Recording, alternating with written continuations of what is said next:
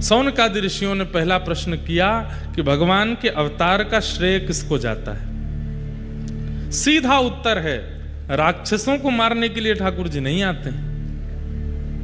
वाल्मीकि रामायण में एक प्रसंग में ठाकुर जी कहते हैं, अगर मैं चाह लूं तो रावण का जन्म ही नहीं होगा, अगर मैं चाह लूं तो वैकुंठ में बैठे बैठे रावण का वध कर सकता हूं, लेकिन वैकुंठ में बैठे बैठे सबरी की हृदय की इच्छा पूरी नहीं हो सकती। उसके लिए तो मुझे आना पड़ेगा, उसके लिए तो मुझे प्रकट होना पड़ेगा।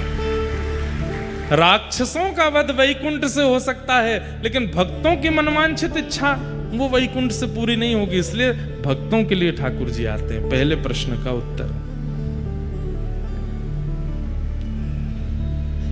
भक्तों के लिए ठाकुर जी आते हैं। वास्तव में तो बंधुओं अब पुकारने वाला नहीं है, अब बुलाने वाले बचे नहीं है, इसलिए ठाकुर जी आ नहीं रहे। नहीं तो आज भी ठाकुर जी प्रकट हो सकते हैं। उस भावना से, उस इच्छा से। सबसे बड़ी बात है कि भक्त के चित्त में सबसे श्रेष्ठ स्वभाव क्या हो जिससे ठाकुर जी आवे? भोलापन।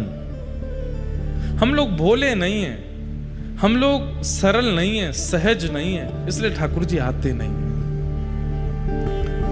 सरलता ठाकुर जी को सबसे प्रिय है। जितने सहज, जितने सरल, जितने, मैं कथाओं में कहा करता हूं, जितने चतुर बनोगे संसार को उतने अच्छे लगोगे, और जितने सरल बनोगे ठाकुर जी को उतने बढ़िया लगोगे। जितने चतुर बनोगे, क्या आता है आपको? बोले सर्वगुण संपन्न है, चाय बनवा लो, पकौड़े तलवा लो, कचौड़ियां बनवा लो, गाड़ी चलवा लो, कपड़े धुलवा लो, पढ़ाई करवा लो, दूसरों को पढ़वा लो, नाच करवा लो, गाने गवा लो, किसी भी काम में पीछे नहीं है।